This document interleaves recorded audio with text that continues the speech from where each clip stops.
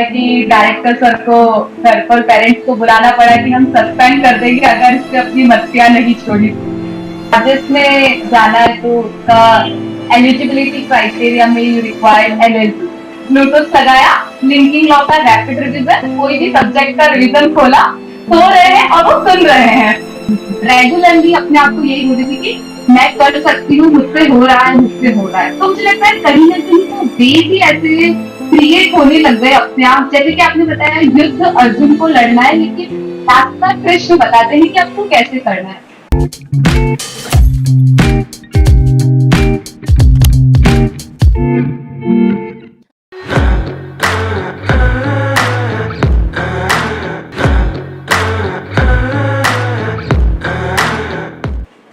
Hello and नमस्कार। हाय, स्वागत है आप सभी का। आज आपके बीच में लिंक से हटकर, जो रोज हमारा होता है ना लेक्चर डिलीवर करने वाला मामला, उस लिंक से हटकर दूसरी लिंकिंग करने वाले। और ये जो लिंकिंग होने वाली है वो होने वाली है एक रियल टाइम पर्सनैलिटी के साथ में। पता है, हम लोग अक्सर चाणक्य के स्टेटमेंट के बारे में बात करता रहता है कि दूसरों के एक्सपीरियंस से सीखो, दूसरों के मिस्टेक से सीखो, वरना सारी मिस्टेक खुद करोगे तो जिंदगी जो है वो छोटी पड़ जाती है। बराबर। अब इसी चीज का प्रैक्टिकल इंप्लीमेंटेशन आज हमें करना है, और ये चीज डन करवाने के लिए हमारे बीच में रहेंगे राजस्थान जुडिशियल सर्विस, राजस्थान न्यायिक सेवा के अंदर टॉप 30 के अंदर अपनी रैंक सिक्योर करने वाले एक यंग और एनर्जेटिक कैंडिडेट के साथ में मैं बात कर रहा हूं महिमा श्रीमाली जी। महिमा जी प्लीज कनेक्ट हो जाइए। महिमा श्रीमाली जी हमारे जो है राजस्थान जुडिशरी को एक नया चेहरा है जो न्यायिक सेवा के अंदर जल्दी ही किसी न किसी कोर्ट के अंदर दिखने वाला है। नमस्कार महिमा जी, कैसे हैं आप? नमस्ते सर, बहुत अच्छी। Thank you for giving me this opportunity. Always welcome. और थैंक यू तो हम आपको कहेंगे, क्योंकि न्यायिक सेवा के अंदर जिस चीज की सबसे बड़ी जरूरत है वो है न्यायिक अधिकारी की, एक प्रिजाइडिंग ऑफिसर की, और उस कमी को आप जो है क्या करने वाले हो, पूरा है जो करने वाले हो। लेकिन महिमा जी, आज उस चीज से हटकर मैं आपसे बहुत सारी ऐसी बातें जानना चाहता हूँ जो लॉ स्टूडेंट की एक बेसिक प्रॉब्लम भी होती है जुडिशियल प्रिपरेशन की इस जर्नी के अंदर, राइट? जब वो एलएलबी कंप्लीट कर लेता है तब प्लान कर लेता है, या कई बार एलएलबी की ड्यूरिंग एलएलबी प्लानिंग करता है कि मुझे जुडिशरी के अंदर जाना चाहिए वगैरह वगैरह। तो ऐसी कई छोटी बड़ी चीजें होती हैं। कल एग्जाम है, आज एंजाइटी के अंदर बैठा है, रात को नींद नहीं आ रही, तो ऐसी सिचुएशन को कैसे डील करना चाहिए? इंटरव्यू देने जा रहा है, शिवरिंग हो रही है, अब कैसे डील करना चाहिए? रिजल्ट आया नहीं है अभी तक, रात की नींदें उड़ी हुई है, कैसे डील करना चाहिए? तो वो कई सारी बातें हैं जो आपसे जानना चाहते हैं। ओके, तो सबसे पहले शुरुआत मैं आपसे करना चाहता हूँ आपकी स्कूलिंग से।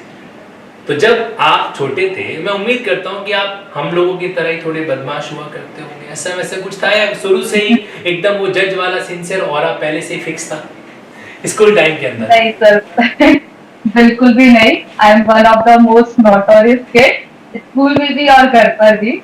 इवन कई बार ऐसा हुआ है कि डायरेक्टर सर को घर पर पेरेंट्स को बुलाना पड़ा कि हम सस्पेंड कर देंगे अगर इसने अपनी मस्तियां नहीं छोड़ी। तो अच्छा। मैं बहुत ज्यादा शरारती बिल्कुल भी सिंसियर नहीं थी। अभी रिजल्ट भी आया तो जब स्कूल में टीचर्स को सबको पता चला तो more than surprise they are shocked कि ये कि कैसे ये बन महिमा गई ये कि जज बन इतनी गई है, बद ये जज बन गई है। हाँ। मतलब ये उनका रिएक्शन इस तरीके से रहा होगा। तो देखो, ये इसी के अंदर जी। हम लोगों के लिए पॉजिटिविटी है। जो कैंडिडेट आज इस लाइव सेशन को सुन रहे हो, देखो, अगर आप अपने स्कूल के टाइम में बदमाश रहे हो तो घबराने की जरूरत नहीं है, ठीक है? अगर आप बिल्कुल। देर सवेर भी अगर आप सिंसियरिटी के साथ तैयारी स्टार्ट कर दोगे तो आपकी पुरानी गलतियों को माफ कर दिया जाएगा, है ना? जैसे जैसे सेंटेंस को रेमिट किया जाता है तो वैसे आपकी नोटोरियस होने को क्या कर दिया, रेमिट किया जा सकता है। लेकिन हाँ, हो सकता है कि आपके स्कूल के टीचर जो है वो यकीन नहीं करेंगे कि आप अगर जज बन गए हो, तो जैसा कि अभी महिमा जी के साथ में हो रहा है। तो more than surprise they are shocked. More than seven they are shocked कि ये कैसे कर गई, इसको तो हम स्कूल से सस्पेंड करने वाले थे, इसको तो ये तो बदमाशी कर रही थी। मतलब इनके स्कूल में मेरे ख्याल से हर महीने में एक आध बार तो पापा को जाके अटेंडेंस लगानी पड़ती थी आपके लिए, महीने में 2 महीने में, है ना? ऐसा होता होगा कि भाई आपकी ये बच्ची जो है, देखो सर ऐसे तो नहीं बैठेगा, आप एक काम करो, उनकी स्कूल चेंज कर दो, हम तो यहाँ से टीसी काट देंगे। ऐसा वैसा भी कोई सीन हुआ होगा? चलिए, मेरी जोक से दीदी बात। और सब सेम। राइट, हुआ ऐसा, डेफिनेटली ऐसा सही। डेफिनेटली हुआ। तो 10th के बाद में आपने क्या सब्जेक्ट चूज किया, साइंस, आर्ट्स या कॉमर्स, जो कि सबसे बड़ा क्वेश्चन रहता है स्टूडेंट के लिए भी। सर मेरा साइंस मैथ सब्जेक्ट था। मैं जिस स्कूल में और मैं नागवारा से बिलोंग करती हूँ, तो यहाँ पर एक दो ही प्राइवेट इंग्लिश मीडियम जो बोलते हैं वैसे स्कूल्स हैं। तो सिर्फ दो ही ऑप्शन थे हमारे पास, या तो कॉमर्स या साइंस मैथमेटिक्स लेना है। तो मैंने साइंस मैथ किया था। साइंस मैथ्स ले, ऐसा कहा जाता है कि साइंस मैथ्स वाले मतलब इंजीनियरिंग की लाइन में जाने वाले बच्चे हैं। क्या मैं सही हूँ यहाँ पे? आपके केस में भी क्या यही जी था जी। कि पापा ने बोला कि अ, मेरी महिमा जो है बहुत क्रिएटिव है, मैं तो इसको इंजीनियर बनाऊंगा, कुछ न कुछ ही नया इनोवेटिव करेगी, ऐसा तो कुछ नहीं था। नहीं नहीं, बिल्कुल नहीं। मेरे ग्रैंडफादर एडवोकेट थे, तो शुरू से मुझे लॉ अच्छा, की तरफ था ही। राइट। जी। तो मतलब पापा जी क्या करते हैं आपके? सर पापा का बिजनेस है। पापा का बिजनेस है, मतलब ग्रैंड पा एडवोकेट थे और पापा को एडवोकेसी में कम इंटरेस्ट था। तो मैं तो हाँ सोच वो। रहा हूँ और इसलिए वो उन्होंने बिजनेस ज्वाइन कर लिया, सीधी सी बात है, वरना वो भी एलएलबी करते।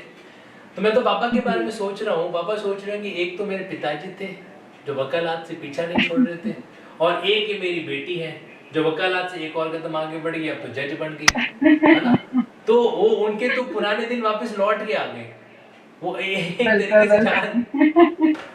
अभी अभी आपके पापा का क्या रिएक्शन था जब आपने को जाके बोला कि मैं पापा मैं जज सेलेक्ट हो गई हो गया, पापा का क्या रिएक्शन था, ऑनेस्ट रिएक्शन? मतलब खुश बहुत थे, पर मुझे लगता है थोड़े बहुत डर भी रहे होंगे कि पहले पिताजी का इतना सुना, अब बेटी आ गई है। अच्छा, पिताजी का तो फिर भी चल जाता होगा क्योंकि वो एडवोकेसी के अंदर थे, बेटी के केस में तो चल भी नहीं पाएगा कि बेटी तो सीधी हाथ में हैमर लेके ऑर्डर ऑर्डर, पापा ये करना है, ये करना है। तो पापा इस बात की टेंशन में रहे हो ना कि नहीं, मतलब अब तो हद ही हो गई, पहले बचपन गुजरा पापा के डर के साए में, और अब बुढ़ापा गुजरेगा बेटी के डर के साए में, ऐसा कुछ। लेकिन ये पिता का बिल्कुल प्यार ऐसा। होता है, लेकिन ये महिमा जी पिता का प्यार होता है, अपने आप में एक लव अफेक्शन होता है। क्योंकि बेटी की सक्सेस पर मेरे ख्याल से इस दुनिया में सबसे ज़्यादा अगर कोई खुश होता है ना, तो वो शख्सियत होती है पिता, है ना। मतलब बिल्कुल। वो बंदा जब भी सुनता है, मैं आपको बता रहा हूँ, हो सकता है शायद आपके सामने उनकी आंखों में खुशी के आंसू ना आए हो, लेकिन अकेले में या किसी और कॉर्नर के अंदर डेफिनेटली वो खुशी से अब उनकी आंखें जरूर भर आई होगी कि मेरी बेटी जो है वो जज बन गई, ऐसा हुआ होगा। लेकिन शायद कहते हैं ना कि वो एक कहावत है कि मर्द बताता नहीं है कि उसकी आंख में आंसू है, तो ऐसा होता जरूर है। तो खैर ये तो एक पिता का प्यार है, और इसका कोई भी कंपैरिजन भी नहीं कर सकते। तो अब जब आप 12th साइंस मैथ आपका 12th तक चल रहा था, ठीक, बाद में फिर आपको इस तरीके से लॉ के फील्ड में आपने 5 ईयर का इंटीग्रेटेड कोर्स कंप्लीट किया एलएलबी का? Yes sir. Yes sir, oh, 5 year integrated. 5 year, have you going ahead for that CLAT examination और general 5 years integrated from any college? No sir, no sir, definitely like every student की law करनी है तो first priority CLAT, तो मैं CLAT के लिए भी गई, but I couldn't make it to the top good colleges. तो I took admission in Amity University Jaipur, private institute है, वहां पर एडमिशन लिया but in you the. Quit the LLU, right? Yeah. Okay, तो एक और खुशखबरी उन कैंडिडेट्स के लिए कि अगर आप किसी कारण से क्लेट के अंदर अच्छा कॉलेज प्राप्त नहीं कर पाते हो या क्लेट में नहीं सेलेक्ट कर पाते हो, तो दिल छोटा नहीं करना, है ना। क्योंकि आज से 5-6 साल बाद हो सकता है कि आपकी नाम राशि के अंदर भी वही राहु केतु बैठ जाए जो महिमा श्रीमानी जी की राशि के अंदर बैठा है, वो आपको जज बनाते। So be don't worry about that any kind of such failure in CLAT examination, तो हमें डरना वरना नहीं है। अच्छा, तो आपने एमिटी यूनिवर्सिटी के अंदर 5 ईयर का इंटीग्रेटेड कोर्स प्लान कर लिया, गोवा वहां पे जाने वाले का, है ना। सर तो विथ अ हमें twist, with a twist. With a twist, yes, मैंने व्हाट काइंड ऑफ एमिटी में ट्विस्ट? एमिटी यूनिवर्सिटी में 2013 में एडमिशन लिया। उसके बाद मुझे पता चला कि गवर्नमेंट लॉ कॉलेज बॉम्बे में ट्रांसफर एडमिशन हो रहा है उस टाइम। अगर आपके अच्छे परसेंटेज है, 75 अबाव है, तो आप ट्रांसफर एडमिशन ले सकते हैं। तो मैंने फर्स्ट ईयर के बाद गवर्नमेंट लॉ कॉलेज में ट्रांसफर एडमिशन के लिए अप्लाई किया। There I got selected, but private college था तो उन्होंने अलाउ नहीं किया कि आप लोगों को रिमेनिंग 4 ईयर का फीस सबमिट करना पड़ेगा, उसके बाद आप जा सकते हैं। तो आई ड्रॉप द आइडिया कि बहुत हो जाएगा। देन सेकंड ईयर में मैंने फिर से अप्लाई किया, एंड सेकंड ईयर में मैं फिर से सेलेक्ट हुई। फिर मैंने उनसे बहुत रिक्वेस्ट करा कि it's a government college, GLC Asia's oldest college, और मुझे इतनी अपॉर्चुनिटी मिल रही है। तो सबके एफर्ट से बाद में वो पॉसिबल हो पाया, एंड थर्ड ईयर में मैं government law college Bombay shift हुई। तो शिफ्ट हो वहां से गए। मैंने third fourth fifth year, yes sir. लेकिन फर्स्ट ईयर में क्या आपके कॉलेज ने सिर्फ इसलिए आपको मना कर दिया कि आपने बाकी के रिमेनिंग 4 इयर्स की फीस एडवांस में जमा नहीं करवाई, इसलिए उन्होंने जाने से मना कर हाँ, दिया? या उन लोग का एक पॉइंट था कि आपने यहाँ पर एडमिशन ले लिया, हम ऐसे ट्रांसफर एडमिशन अलाउ कर लेंगे, तो हर थोड़े टाइम में कई कई स्टूडेंट्स आ जाएंगे कि नहीं अब हमें भी कहीं और जाना है, या फिर यही चलता रहेगा तो कैसे पॉसिबल है। तो हम इतना इजीली मतलब माइग्रेशन नहीं देंगे। बट सेकंड टाइम जब हुआ तो सारी फैकल्टीज ने बहुत सपोर्ट किया, और डायरेक्टर सर सब माने, तो उसके बाद पॉसिबल हो गया। चलिए, आज वो डायरेक्टर सर आपके बहुत खुश हुए होंगे, या अगर उनको उनके पास ये जानकारी पहुंची है तो सडनली उनको खुशी भी हुई होगी और थोड़ा सा अफसोस भी हुआ होगा। खुशी इस बात की कि भैया हमारे यहाँ से जो बच्ची फर्स्ट ईयर सेकंड ईयर करके गई थी वो जज बन गई, और अफसोस इस बात का कि हमने इस बच्ची को जाने क्यों दिया। हमें उसके बाकी के 3 इयर्स की भी अपने एमईटी के अंदर ही कंप्लीट है जो करवाने चाहिए थे। खैर, लेकिन वो देखो, डायरेक्टर साहब अपनी पोजीशन पे करेक्ट होंगे, लेकिन आप अपने स्टैंड पर करेक्ट थे। सो फाइनली आपका जो लॉ है, आप एक ऐसे रेयरेस्ट कैंडिडेट हो जिनकी एलएलबी पार्टली प्राइवेट कॉलेज से और पार्टली गवर्नमेंट कॉलेज से हुई है। सो जी you जी। have the degree of LLB which has the hybrid feature, we can say that। Hmm. Yes sir, yes sir, yes. मतलब ये एक नई तरीके की एलएलबी जो है वो भारत में पाई जाती है, जहां पर आप प्राइवेट और गवर्नमेंट का एक मिक्सर जो है उस एंगल से डील कर सकते हो। यानी कि आपने एक ही ग्रेजुएशन पीरियड के अंदर 2 कॉलेजेस को एक्सपीरियंस किया, अगर इसकी पॉजिटिविटी में बाहर निकालूं तो। That's great. यस। अच्छा, आपने एक प्रैक्टिकल सवाल, चूंकि आपने ऐसा फील किया है, तो कभी आपको डिफरेंस भी महसूस हुआ कि यार कुछ फैसिलिटी जो वहां पे हुआ करती थी वो थोड़ा गवर्नमेंट के अंदर नहीं है वगैरह, कुछ ऐसी चीज जो गवर्नमेंट लॉ के स्टूडेंट को अलग से कर लेनी चाहिए, डिपेंड नहीं रहना चाहिए गवर्नमेंट लॉ कॉलेज पे? सर जैसे प्राइवेट कॉलेज में अपन इंफ्रास्ट्रक्चर की बात करें, टेक्नोलॉजी की बात करें, तो वहां पर ये बहुत सारी आपको फैसिलिटीज रहती है। इंफ्रास्ट्रक्चर भी बहुत अच्छा, अकोमोडेशन का भी मुझे कोई प्रॉब्लम नहीं, कैंपस के अंदर वो सारी फैसिलिटीज थी वो सब। हम्म। और गवर्नमेंट कॉलेज में थोड़ा जाते हैं तो थोड़ा बहुत वो रह जाता है कि इतना इंफ्रास्ट्रक्चर भी नहीं होता है, एंड टेक्नोलॉजी का भी इतना वहां पर लिमिटेड कंप्यूटर रूम रहता था, तो जब वो फुल हो जाता है 20 सीट्स, तो यू हैव टू वेट कि यू हैव टू कब वो वेट फॉर योर एक, टर्न। यस। तो वो थोड़ा सा मुझे लगा कि उस सेंस में उस समय मतलब कहीं की जो अगर अगर गवर्नमेंट जो है infrastructure development government law college में अच्छा करवा दे, तो कैंडिडेट्स को जो है कहीं की प्राइवेट यूनिवर्सिटीज की ओर तरफ देखने की जरूरत ना पड़े। ये एक होना चाहिए, क्योंकि पता है महिमा जी, आज भी इंडिया के अंदर 80% जो कैंडिडेट ग्रेजुएट होते हैं वो गवर्नमेंट कॉलेजेस से ही होते हैं, और ये एक ट्रूथ है, ये एक फैक्ट है ना। तो कहीं के अगर उनके लिए इंफ्रास्ट्रक्चर चीजें आ जाए तो दैट विल बी गुड, भी अपने आप में होना चाहिए। तो यहाँ से कहते हैं ना, इंसान जो होता है महत्वाकांक्षी होता है। तो हम यहाँ से एक प्रार्थना करते हैं ईश्वर से कि जब आप हाईकोर्ट के जज बने, जो कि आप निश्चित रूप से बनेंगे, क्योंकि अभी आपका एज फैक्टर मेकर से बहुत कम ही है, you are below 25, you are around 25 something like that. तो उस केस के अंदर यू हैव द 35 इयर्स, है ना। तो आप हाई कोर्ट, और इनफैक्ट मन तो ये भी कह रहा है कि आप सुप्रीम कोर्ट के जज तक भी 100% पहुंच जाएंगे।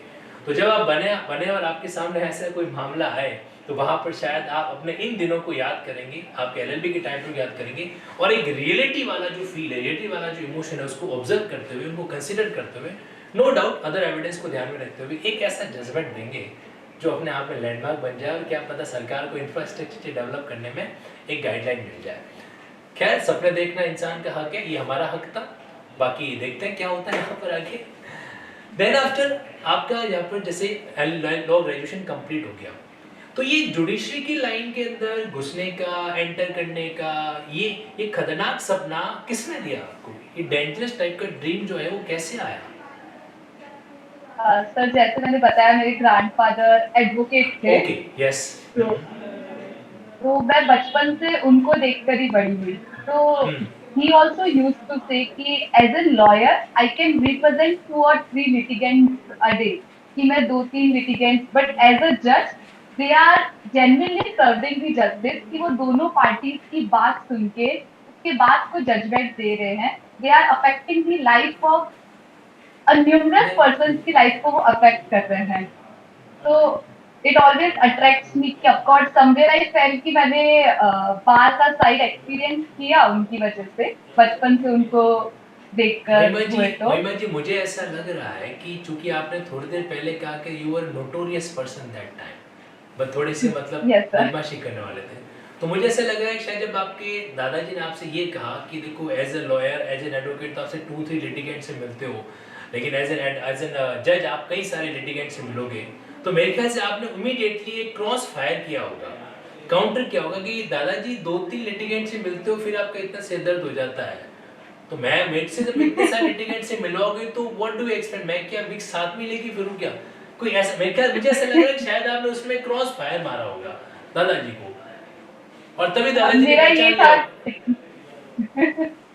मेरा ये था कि अभी वहां तक तो पहुंचे, अभी से आप इतना बड़ा जुडिशरी का बोल रहे हो. जिस तरीके से मेरी पढ़ाई और मेरी मस्ती चल रही है, मुझे लग नहीं रहा कि मैं एडवोकेसी तक आ पाऊंगी.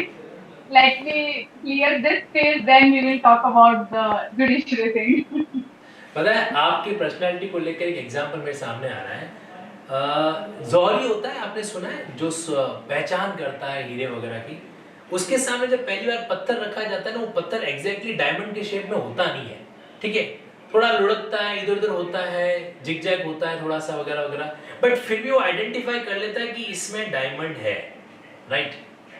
अब आपकी पर्सनैलिटी और एक तरफ आपके ग्रैंडफादर, उनको पता है कि ये हमारा कैंडिडेट है, थोड़ा सा चुलबुला है, ये थोड़ा सा नोटोरियस है, बदमाशी करता है ना, लेकिन फिर भी इसके अंदर एक वो पोटेंशियल है, वो फीचर है जो एक जुडिशियल ऑफिसर में होना चाहिए, क्योंकि वो तो अपनी लाइफ टाइम में देखते थे, तो कहीं कि मुझे ऐसा लगता है कि आपके उस एस्पेक्ट में आपको जज करने का काम पहले बार जो किया था वो आपके ग्रैंडफा ने किया था, एम आई करेक्ट? बिल्कुल, डेफिनेटली, तो डेफिनेटली. ओके चलो, तो यहाँ से आपका एक जिल जो है वो जग गया था कि आपको इस फील्ड के अंदर जाना है। आपका एलएलबी कौन सी ईयर में कंप्लीट हुआ? 2018. 2018 के अंदर। देन आफ्टर आपने मास्टर डिग्री के लिए भी प्लान किया कुछ? नहीं सर.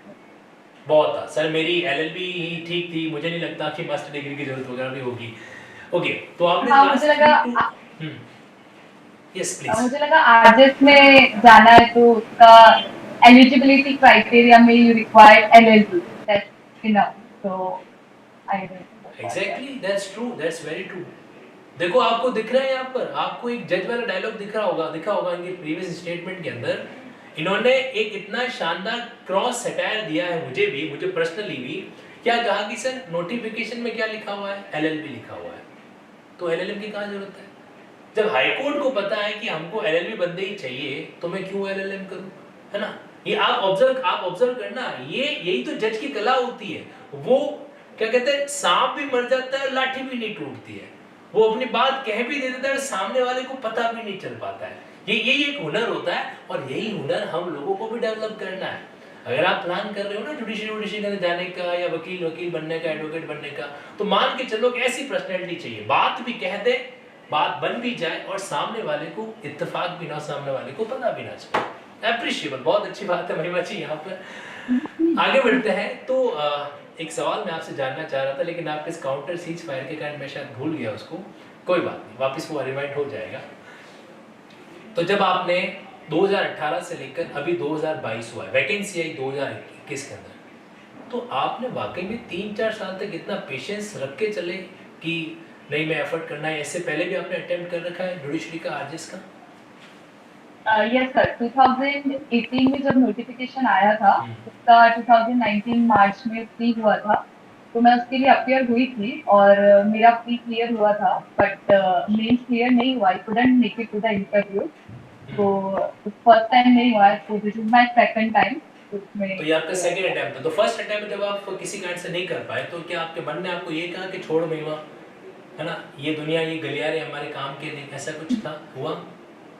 सर जब रिजल्ट आया तब मुझे नहीं था कि ऐसा लगा कि मैं ये छोड़ूं, बट जब कोरोना हिट हुआ एंड नोटिफिकेशन नहीं आ रहा था, तो मुझे लग रहा था कि कोई पता नहीं कब नोटिफिकेशन आएगा, और एज अ गर्ल हो या बॉय कोई भी हो, लेकिन वो घर का भी रहता है कि कितना टाइम है। नो डाउट माय फैमिली बहुत सपोर्टिव रही, लेकिन आपको खुद को भी लगता है कि आपने 2018 में इतनी डिग्री ले ली and it's been 3 years you are doing nothing, और एग्जैक्टली पता भी नहीं है कि कब नोटिफिकेशन आउट होगा, कब क्या होगा।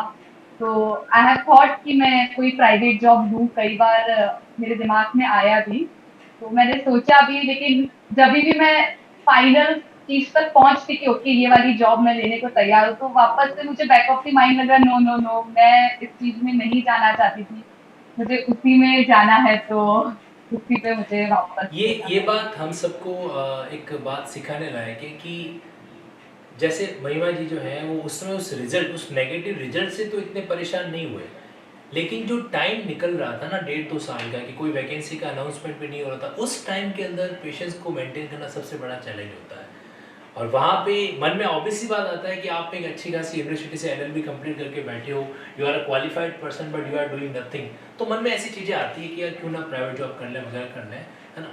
अच्छा एक बात बताएं, सपोज करो अगर आप प्राइवेट जॉब करते, मैं आपकी लाइफ के सिक्के को थोड़ा सा पलट के देखना चाहता हूँ, अगर आप प्राइवेट जॉब करते तो आप किस फील्ड में जाते हैं? टीचिंग। टीचिंग, मतलब आप जो है हमारे पेट पे लात मारते, तो शुक्र है, अच्छा हुआ। नहीं जो होता नहीं। है जो जो होता है जो होता है अच्छे के लिए होता है, कहीं कहीं कि ईश्वर ने जो है इनको तुरंत जज बना दिया, नहीं तो डेफिनेटली जो है टीचिंग के फील्ड में कूद पड़ते, और फिर पता नहीं कहाँ कहाँ पे क्या क्या स्ट्रक्चर जो है रीस्ट्रक्चर हो जाती, वी डोंट नो, बट नहीं सर, जोक्स अपार्ट। मैं टीचिंग टीचिंग फील्ड में आती तो डेफिनेटली आपसे ही कनेक्ट करती। अच्छा, और इसके इसके पीछे रीजन मतलब लिंकिंग था कि ये पढ़ाने का माहौल अच्छा रहता है, कैसा रहता है? अब माँ पे बात आएगी तो जरा बताओ।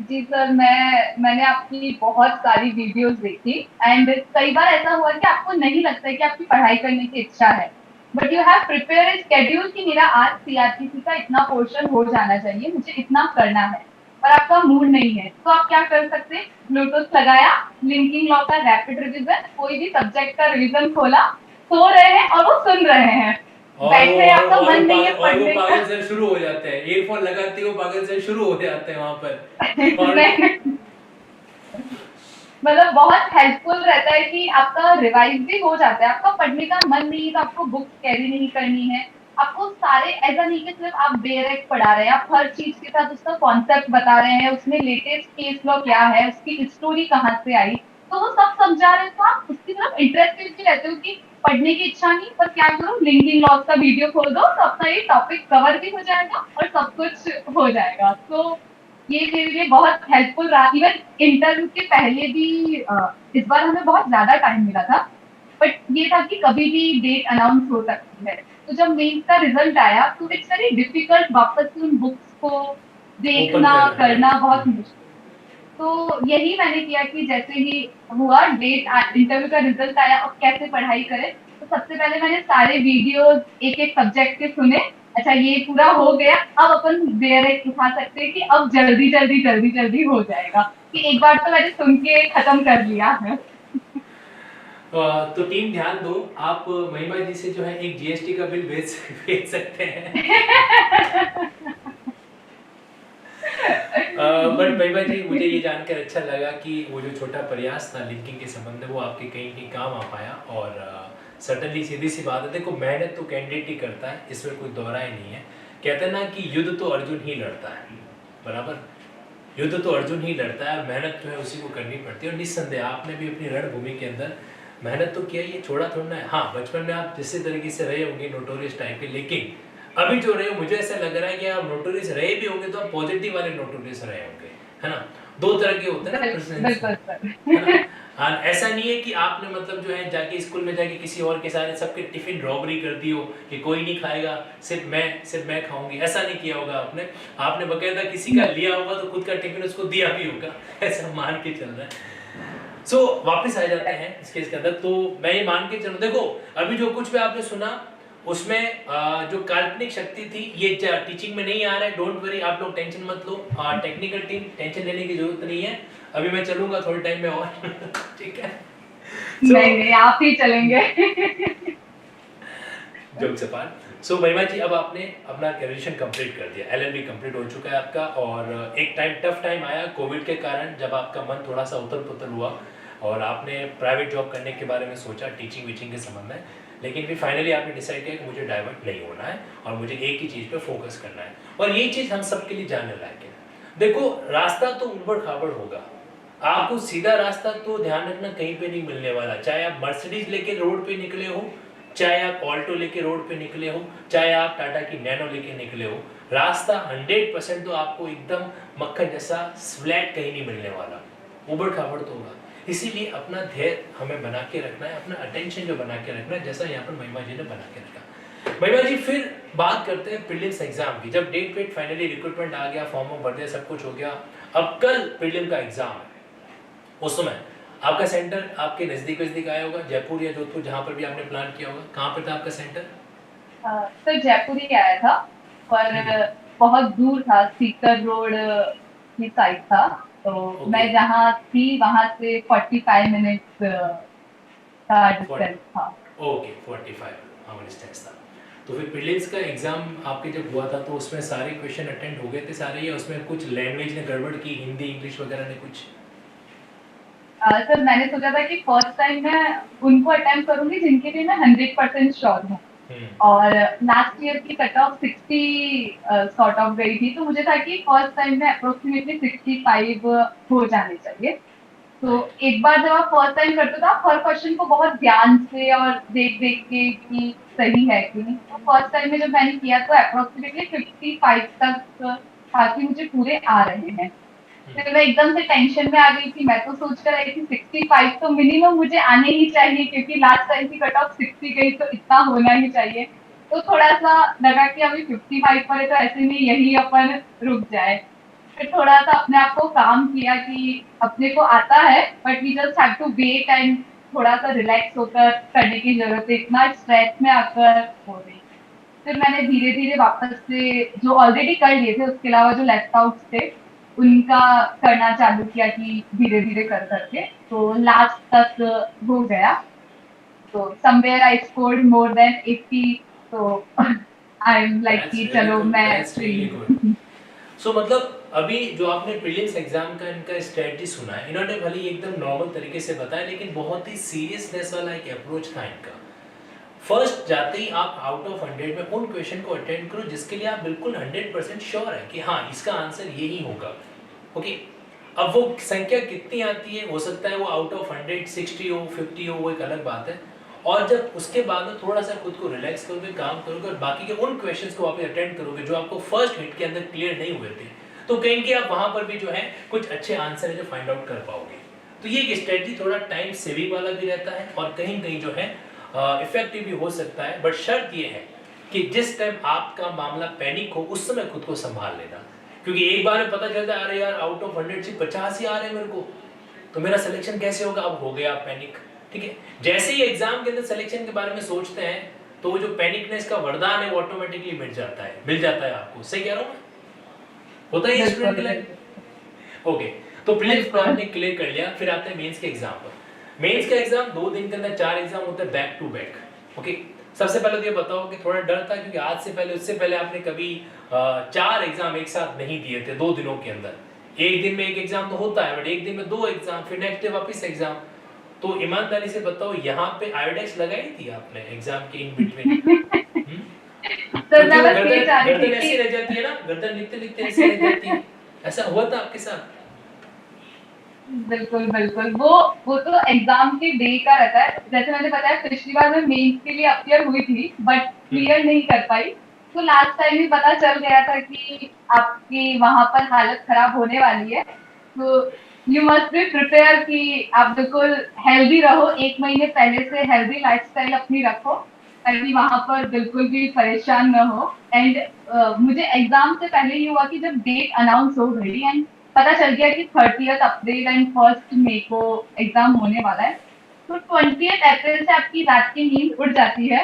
अब आपको ये लगता है कि मुझे नींद कैसे आए, उस दिन एग्जाम है, तो वो नींद नहीं आना वो बहुत बड़ी प्रॉब्लम हो जाती है। आपका माइंड बहुत काम रहना चाहिए, पूरे रिलैक्स होने चाहिए, तभी आप, it's all about presence of mind. मुझे जो लगता है कि आप वहाँ कितना प्रेजेंस ऑफ माइंड से कर रहे थे वो।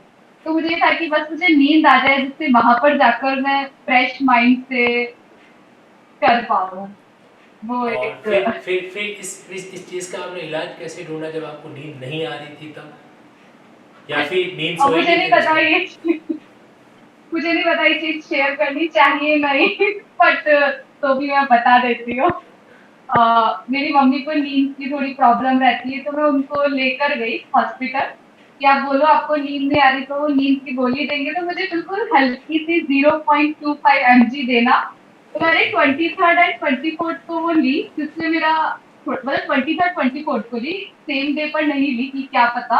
तो मैं उससे बहुत रिलैक्स हो गई, मुझे नींद आ गई क्योंकि एंजाइटी रहती है आपको कि आपको समझ ही नहीं आता कैसे क्या, और आपको पढ़ना बहुत है लेकिन जनहित आपका में पब्लिक इंटरेस्ट में मैं ये सूचना जारी कर देता हूँ कि ये जो प्रयोग महिमा जी के द्वारा किया गया था, इस प्रयोग को नेवर आप डू घर में इस दिस प्रयोग को आप घर पे अप्लाई ना करें, ठीक है? और करें तो बिल्कुल भी भी नहीं, डॉक्टर बिल्कुल भी डॉक्टर नहीं। के दिशा निर्देश में ही करें। बिल्कुल, वैसे बिल्कुल। वैसे महिमा जी देखो, वो एंजाइटी चीज ही ऐसी होती है उस समय की, है ना? और उससे निपटने के लिए आपको अपने माइंड को ट्रेन करना पड़ता है, और ये जो ट्रेनिंग है वो एक नाइट में नहीं हो सकती, है ना? अभी आपको पता हो तो एक लिंकिंग मेडिटेशन के लिंकिंग चार्ट्स मैंने निकाले हैं, और उन चार्ट्स का बेसिक पर्पस यही है कि अगर आपने वहां पर खड़े रह के मेडिटेशन करना सीख लिया ना, तो आप बंद आंखों से भी, जब कमरे की सारी लाइटें बंद है, तो आप अपने दिमाग को उस मेडिटेशन में लगाओगे। होगा क्या, 1-1.5 घंटे बाद आपका दिमाग पूरा टायर्ड हो जाएगा। टायर्ड होने के बाद ऑटोमेटिकली आपको नींद आ जाएगी, और फिर सुबह मॉर्निंग के अंदर आप नॉर्मल रूटीन के अंदर उठ पाएंगे। तो ये जरूरी है सर क्योंकि वही उस समय उस टाइम मतलब अभी आपने ये लाए, ये बहुत हेल्पफुल चीज है क्योंकि उस टाइम नहीं ये चीज अवेलेबल थी। तो आप राइट। ऑलरेडी इतने स्ट्रेस में हो और मुझे लगता है सबको पता है कि you are going to write mail, कि आप लिखने वाले हो। तो वो एक प्रेशर वो भी बिल्डअप हो जाता है। Then everybody is suggesting you you should be keep calm, आपको उस दिन रिलैक्स रहना है, ये तो वो वो जितना सारी सब बातें बताते काम हैं नहीं आप। आती है। मैं एक यंगस्टर के वही पॉइंट ऑफ व्यू वही से भी शायद आप एग्री करेंगे इस बात से, कि ये जो जितने भी प्रवचनकारी बातें होती है कि तुम अपना दिमाग ठंडा रखना, शांत रहना, एकदम एकदम रिलैक्स रहना, ये कहने का होता है, लेकिन उसको इम्प्लीमेंट कैसे करें वो काम, उसको इसका एग्जीक्यूशन बहुत ही टेढ़ा काम है। वो होता नहीं है, वो सिर्फ क्या, तो प्रवचन वाली चीजें लगती है कि हाँ it's good to hear, sound good but not work good.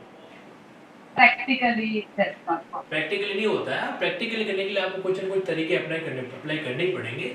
और साइंटिफिक तरीका भी कहता है उल्टी गणित गिनना शुरू कर लो, 99, 98, 97, 96, या तो ऐसे चलो। तो जब गणित ही करनी है तो सेक्शन की कर ले, लिंकिंग मेडिटेशन ही कर ले, ताकि इसी बहाने हो सकता है आपका थोड़ा बहुत सिलेबस भी आपकी बंद आंखों से कवर हो जाए, और आपको नहीं, डेफिनेटली ये मैं ट्राई कर चुका हूँ, इट वर्क्स।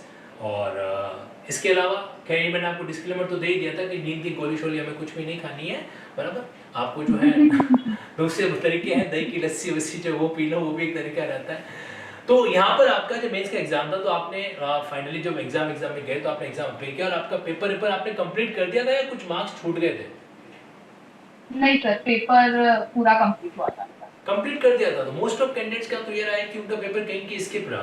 तो पेपर को with in time limit complete करने के लिए क्या आपने प्लानिंग पहले से सेट कुछ करके गए थे टाइम मैनेजमेंट के अकॉर्डिंग?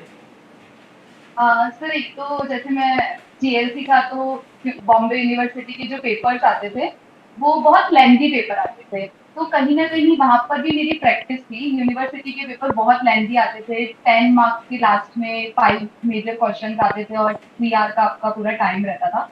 तो वहां से भी मेरी प्रैक्टिस थी, और वहां से यही हमने सीखा था कि जब लेंथी पेपर है तो जितने मार्क्स का क्वेश्चन है you have to write the answer to the point. Like introduction लिखना, कंक्लूजन लिखना, इट डिपेंड्स कि कितने मार्क्स का क्वेश्चन है, क्या है। तो वो मुझे लगता है कि वो यूनिवर्सिटी के एग्जाम से था कि जितना पूछा है उतना लिखो, टू द पॉइंट बात लिखनी है, और वैसे ही आपको चलना है। जहां रिक्वायर्ड है कि बहुत ज्यादा नंबर का पेपर है, क्वेश्चन है, और जहां रिक्वायर्ड है कि आप ज्यादा लिखो वहीं पर लिखना है, अदरवाइज टू द पॉइंट करके ही। तो मतलब वही हमें चीज टू मेरे द काम पॉइंट आई। अप्रोच को फॉलो करना चाहिए, क्योंकि अननेसेसरी उसको एग्जैगरेट करने का सेंस नहीं होगा, टाइम वेस्ट होना है। और अगर एक भी क्वेश्चन में आपने टाइम वेस्ट किया तो कोई कोई क्वेश्चन जो है वो वेस्ट हो जाएगा, है ना? राइट। सो इसलिए टू द पॉइंट हमें कोशिश करना चाहिए किसी भी सवाल का आंसर लिखने के लिए। तो ये अप्रोच रहा, इसीलिए आप अपने पूरे पेपर को कंप्लीट कर पाए। सो मेंस का फिर रिजल्ट आया, मेंस के रिजल्ट के बाद ये आपका पहला मामला था, फर्स्ट एक्सपीरियंस। अब यहाँ से आपका स्टार्ट होता है, क्योंकि मेंस का एग्जाम तो आपने एक बार पहले लिखा भी था। अब इंटरव्यू का मामला, इंटरव्यू की डेट जैसे जैसे नज़दीक आ रही थी, तो दूसरे कैंडिडेट की तरह आपकी हार्ट बीट जो है वो एकदम ज्वालामुखी की तरह अप डाउन हो रही थी कि नहीं हो रही थी?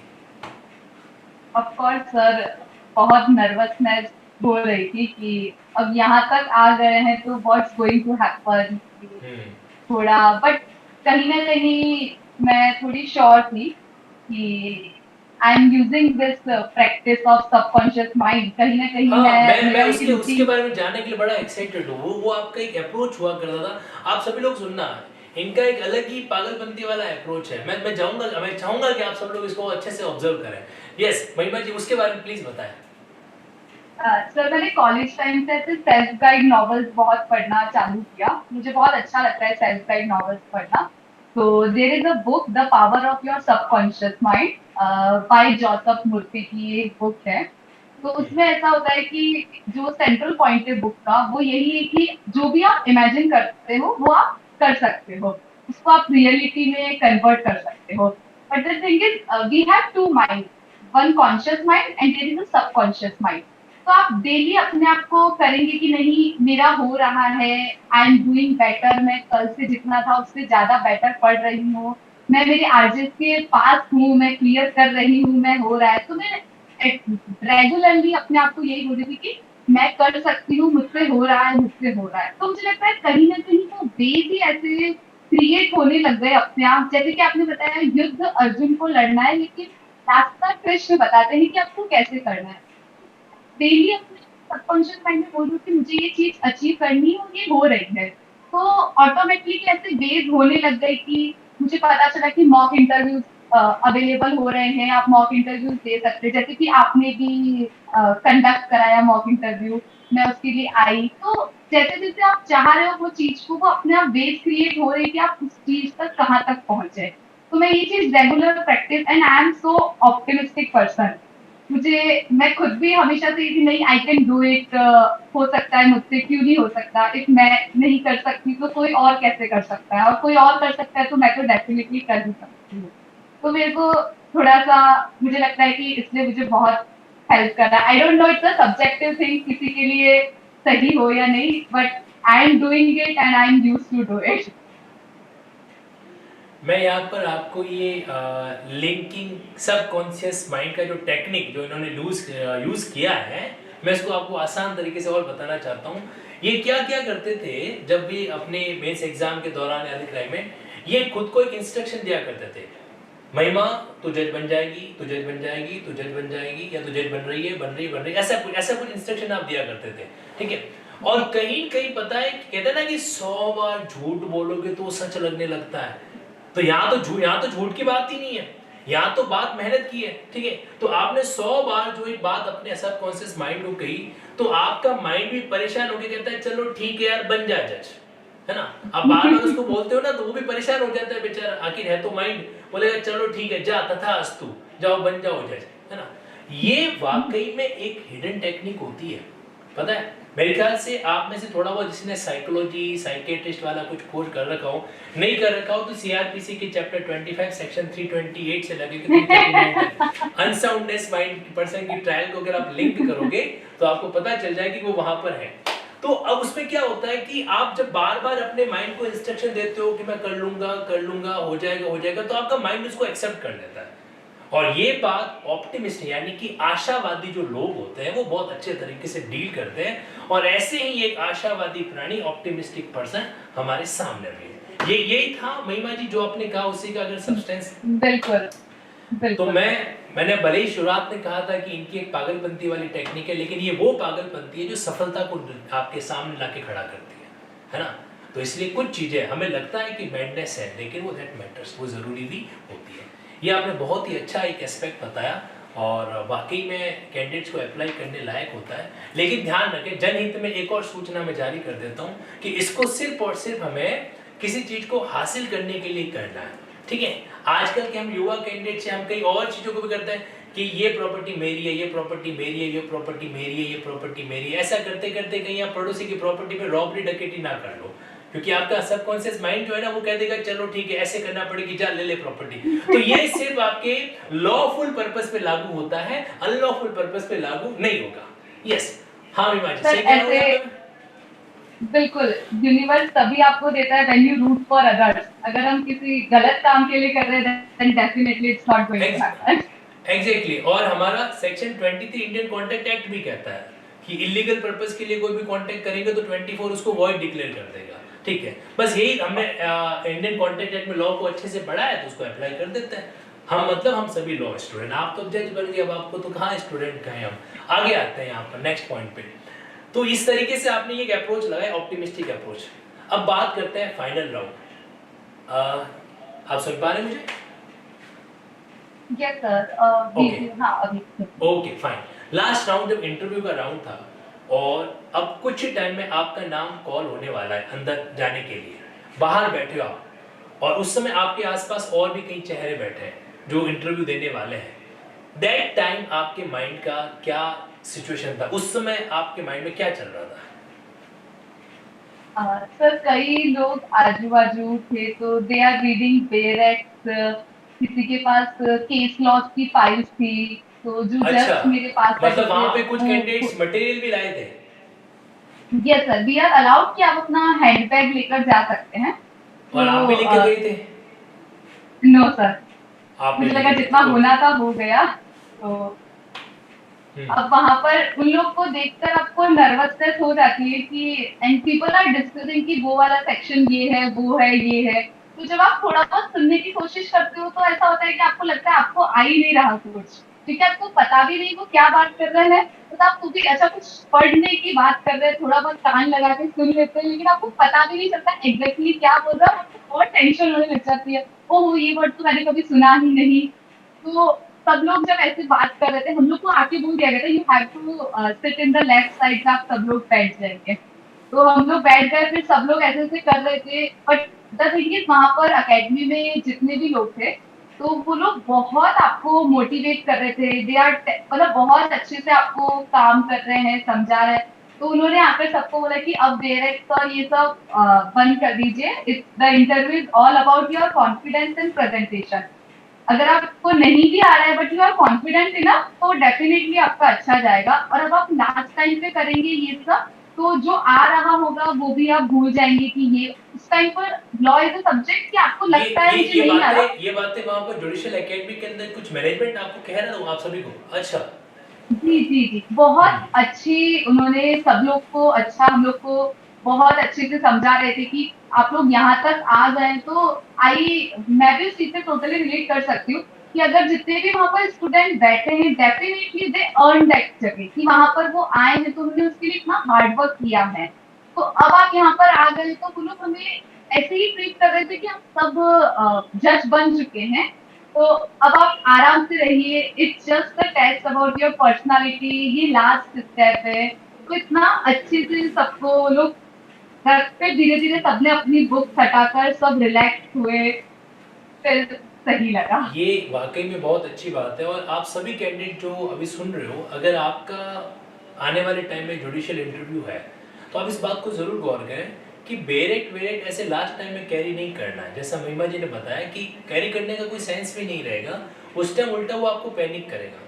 और यहाँ पर मुझे महेंद्र सिंह धोनी मूवी का एक डायलॉग भी अच्छा याद आ रहा है, जब उनके पिता ने उनसे कहा था कि देखो साल भर पढ़े हो तो एक दिन में कुछ नहीं होगा और साल भर अगर नहीं पढ़े हो तो भी एक दिन में कुछ नहीं होगा, है ना। तो आप तो ऑब्वियसली बात है पढ़ के आए हो तभी तो मेंस में सेलेक्ट होके आए हो, इसलिए हमें उस दिन जो है माइंड को पजल में रखना चाहिए। और सबसे अच्छी बात कि जुडिशियल एकेडमी आपको वहाँ पर एक पॉजिटिव एटमॉस्फेयर दे रही है। वो खुद कह रही है कि रिलैक्स रहो, इट्स ओके, ये आपका सिर्फ पर्सनैलिटी का टेस्ट है, इसमें ज़्यादा पैनिक नहीं होना है। And that's really good thing. अच्छा महिमा जी, फिर जब आप अंदर गए, मैं धीरे धीरे मेरा एक्साइटमेंट भी बढ़ता जा रहा है कि अब आप अंदर गए चैम्बर के अंदर, मैं ये फील कर रहा हूँ कि आपकी जगह मैं वहाँ पे इंटरव्यू दे रहा हूँ, क्या क्या हो रहा है, आप उसको इस तरीके से प्रेजेंट कर पा रहे हो, वाकई में बहुत ही प्रेजेंटेशन आपका शानदार है। तो जब आप अंदर गए और तीनों ऑनरेबल बोर्ड के सामने बैठे, मैं चाहूंगा किसी भी बोर्ड का नाम ना बताएं, तो उनके सामने आप बैठे, तो वहां पर फिर कैसा रहा? उन्होंने आते ही आपके सामने क्वेश्चन आंसर शुरू कर दिए या पहले कुछ हल्का सा रिलैक्सेशन रखा है, क्या हुआ? सर मैं इससे थोड़ा सा पहले का भी इंसिडेंट बताना चाहूंगी। प्लीज। हम लोग को रोल नंबर से बुलाया जा रहा था, तो ओके। किसी को नहीं पता कि आप कौन से बोर्ड के सामने जाएंगे। जब हम इंटरव्यू देकर हमको किसी को कुछ भी नहीं पता कौन बोर्ड बैठे हैं, देने के बाद भी आपको नहीं पता कि कौन बैठे हुए हैं। रैंडम भी किसी का भी रोल नंबर बुला रहे हैं। अब आप सब प्रिपेयर रहिए, किसी को भी बुलाया जा सकता है। तो हमें ये भी नहीं पता वहाँ बोर्ड भी कितने बैठे हैं, नॉर्मली वो किसी किसी को रोल नंबर बुला रहे। तो जब मेरा रोल नंबर उन्होंने बुलाया, फिर आस्क्ड मी कि आपको इधर जाकर बैठना है एक चेयर पे। तो वहाँ चेयर पे उन्होंने हमें बिठा दिया, और मतलब आई एम सो ग्रेटफुल कि इवन जब हम अंदर बैठे हुए थे तभी भी कम से कम 7 या 8 मेंबर्स वो लोग वहीं पर थे, और बार बार हमें कि आप चाय पीजिए, कॉफी पिए, आप अपने आप को रिलैक्स करिए। तो जब आप कैबिन के बाहर बैठे हुए हैं चेयर पर, तो भी वो चॉकलेट्स लेकर आ रहे हैं कि आप आई वॉज मेरे हाथ थोड़े ज्यादा मिल रहे थे, तो I was doing something. Chair पे बैठा दिया, और वहाँ से वो जो मैनेजमेंट है वो आपके मतलब चॉकलेट्स वगैरह सर्व कर रहे हैं कैंडिडेट्स को। Yes sir, each and everybody जो भी बैठे हुए हैं, तो वो सबके पास आ रहे हैं, आपसे बात कर रहे हैं कि आप रिलैक्स रहिए, कोई टेंशन नहीं है। मतलब बहुत अच्छे से, आप कहाँ से बिलोंग करते हैं, आप बिल्कुल डरिएगा मत। सर भी सब लोग बहुत अच्छे हैं, मतलब आपको बहुत कंफर्टेबल फील करा रहे कंफर्टेबल थे। कराया एंड एग्जैक्टली। जी, और जो मेरे से पहले गए थे, तो ऐसा था कि जब वो बाहर आएंगे उसके बाद मुझे बुलाया जाएगा। तो जैसे ही वो बाहर आए तो मैं चेयर से खड़ी हो गई कि अब मेरा नंबर है। तो जैसे ही मैं जाने लगी तो उन्होंने मुझे कहा रुक जाइए, अभी तो वो लोग चाय पियेंगे, उसके बाद आपको बुलेंगे, तो आपको अभी 10 मिनट और वेट करना है। तो वो मुझे और आकर बोले कि वो अभी आपका और वो जो 10 मिनट थे आपके लिए बहुत ही मतलब 2 घंटे के बराबर थे कि कब पूरी हो, कब पूरा हो, कब पूरा हो, राइट। बिल्कुल बिल्कुल भाई। मुझे लगा पेशेंस का भी टेस्ट लिया जा रहा है। और क्या पता हो रहा हो, वो चेक करना चाहते हो कि कैंडिडेट जो है अपनी चेयर पे कितनी बार खड़ा होता है वापस, बार बार ये चेक करने के लिए जाऊं ना जाऊं, जाऊं ना जाऊं। ओके, तो फिर आपकी एंट्री होती है अंदर, क्योंकि चाय वाय के बाद में, आई होप उससे पहले और कोई इंसिडेंट ना हुआ हो, राइट। नहीं, that's all। ओके, सो यहाँ पर 10 मिनट की चाय खत्म होने के बाद आपने एंटर किया। एंटर करते ही पहले आपको कंफर्टेबल करवाया गया। यस सर, बहुत मतलब जैसे हम लोग सोच रहे थे।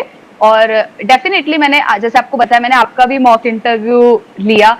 तो जब आप मॉक इंटरव्यू लिए तो कहीं ना कहीं आपकी वो नर्वसनेस, हेजिटेशन, वो सब खत्म हो गई थी कि वहां पर जाकर कहीं आप डर तो नहीं जाएंगे, ऐसा क्या होगा।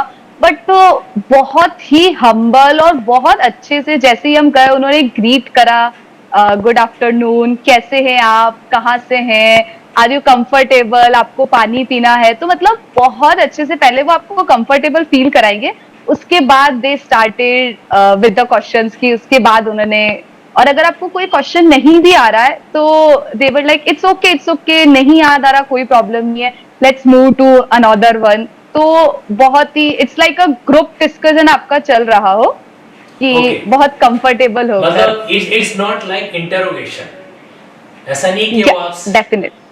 ओके, क्योंकि ये भी एक मिथ मार्केट में है कि आपका इंटरव्यू नहीं होता है, आपका एक तरीके से इंटरोगेशन होता है। हो सकता है किसी कैंडिडेट की शायद वास्तविकता रही हो, लेकिन जनरली ऐसा नहीं होता। आपने वर्ड इस्तेमाल किया है ग्रुप डिस्कशन, वो एक तरीके से आपको इस तरह से फील कराता है we are just discussing over this topic, and that's really a good thing. आगे फर्दर फिर आगे क्या रहा? इनिशियली उन्होंने मेरा एकेडमिक्स का देखा, तो दे आस्क्ड मी कि आप जीएलसी से आए हैं, तो जीएलसी के बहुत रह चुके हैं, हमारे चीफ जस्टिस भी वहां से रह चुके हैं और ये सब।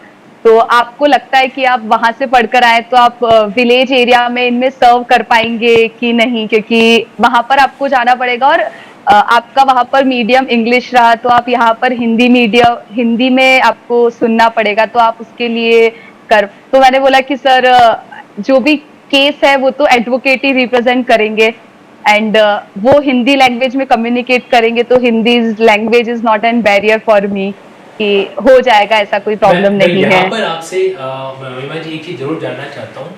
एक और मिथ इंग्लिश मीडियम के स्टूडेंट का, उसका ये मिथ रहता है कि आप जो है अंग्रेजी के अंदर कमांड, कई बार पढ़ते पढ़ते, इनफैक्ट जब मैं टीचिंग का मेरा एक्सपीरियंस है तभी मैंने देखा है कैंडिडेट कहता है कि सर ये हिंदी मत यूज करो, सर ये हिंदी हमको नहीं आती, सिर्फ इंग्लिश वहाँ पे आप यूज कीजिए वगैरह।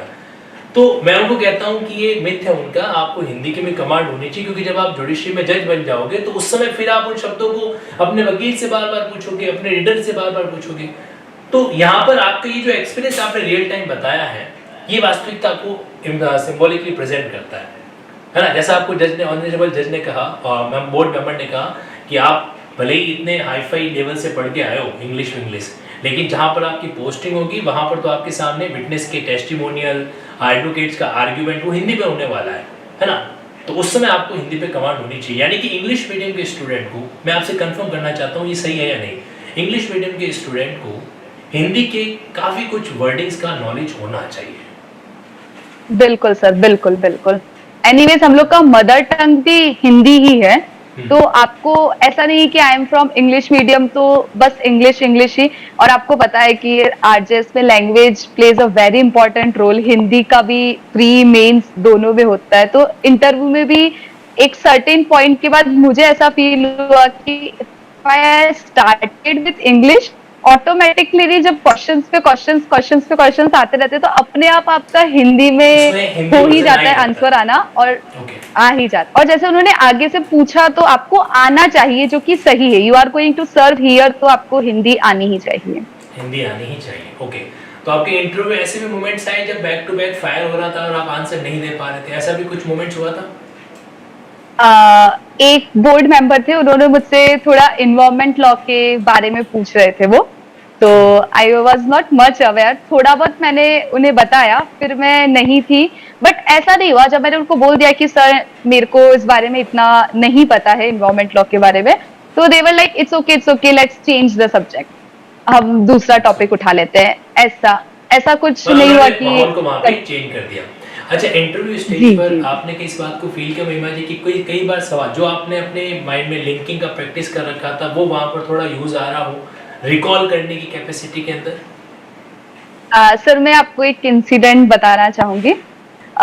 जब मैं मॉक इंटरव्यू के लिए आई थी, तो आपके यहाँ पर आई थी, तब आप और रिटायर्ड डीजे सर ने हम लोग के अशोक सर ने मॉक इंटरव्यूज लिए थे।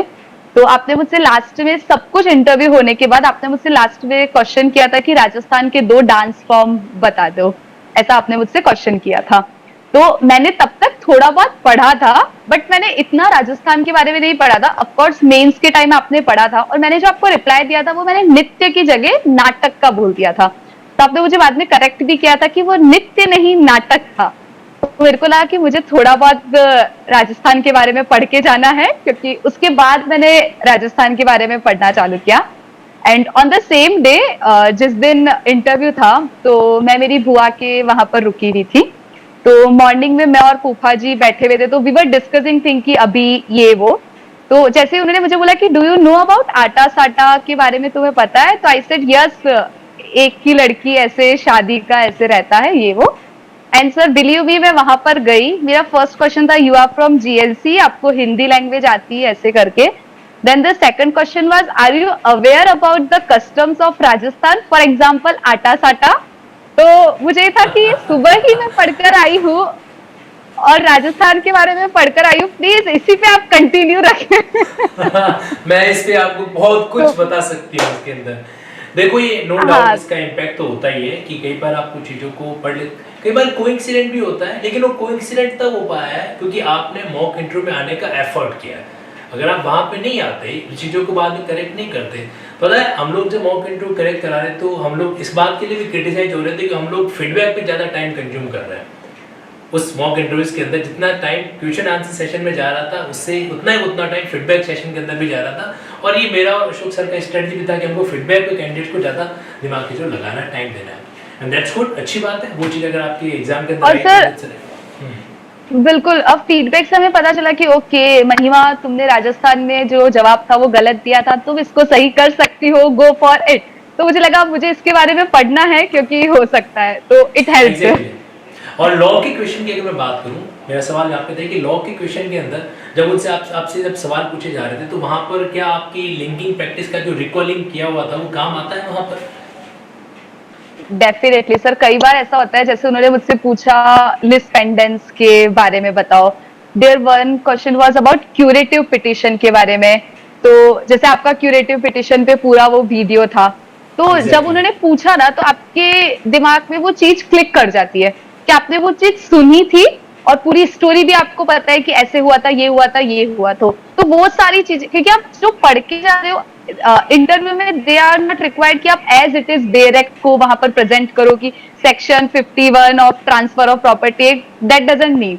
जो आपको है कि आप कैसे उसको एक्सप्लेन कर पाते हो। तो जैसे मैंने आपको बताया, आपकी वीडियोस देखकर वो आप पूरा concept from the first till the end कि कैसे क्या हुआ, ये हुआ, तो वही बात आप इजी लैंग्वेज में वहां पर जाकर Exactly. कन्वे वो कर क्या होता पाते है, हो। वो केस लॉ का लिंकिंग हो जाता है एक तरीके से, वो केस लॉ आपके उस कॉन्सेप्ट से एग्जैक्टली लिंक हो जाता है। जब भी वो कॉन्सेप्ट आपसे पूछा जाएगा, ऑटोमेटिकली बैकएंड आप के अंदर केस आपको केस लॉ आप जवाब दे ही जाएंगे, तो वो दे ही जाएंगे, वो बहुत exactly. हेल्पफुल रहा। तो दैट्स ऑल। और अब आखिर में आपसे मैं ये बहुत इनविटेशन करना चाहूँगा, इनवाइट करवाना चाहूँगा आपकी मम्मा को, क्योंकि मैंने सुना है कि आपकी मम्मा जो है वो आपके सोर्स ऑफ एनर्जी का एक बहुत बड़ा लेवल रखता है। क्योंकि कहते हैं कि एक लड़की अगर पढ़ जाती है तो वो अपने आने वाली 2-3 जनरेशन को भी क्या कर देती है, एजुकेशन की लाइन में बहुत आगे रखती है ना। अच्छा, आप लोगों ने भी कहा सुनी है ना, आज देख लो, प्रैक्टिकल एग्जांपल आपके सामने रखने वाला हूँ। प्लीज महिमा जी अपनी मम्मा को इनवाइट कीजिए। जी सर, 1 मिनट मैं उन्हें बुलाती हूँ। आप ये भी कह सकते हैं कि सीनियर महिमा जी से हम बातचीत करेंगे अभी, जो जो इनसे भी इंटेलिजेंसी के मामले में 1 नंबर आगे हैं।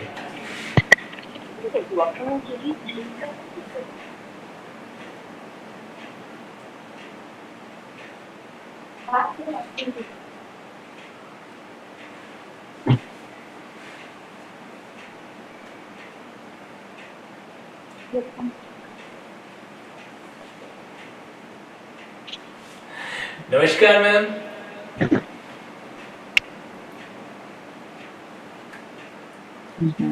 नमस्कार, प्रणाम।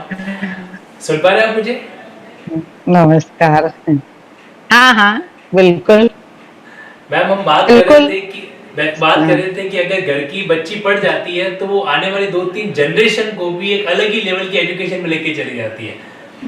बिल्कुल बिल्कुल। इसमें आपका एग्जांपल एकदम सूटेबल बैठ रहा है, क्योंकि आपकी खुद की एजुकेशन क्वालिफिकेशन आपके मुंह से सुनना चाहता हूँ मैम, प्लीज बताएं।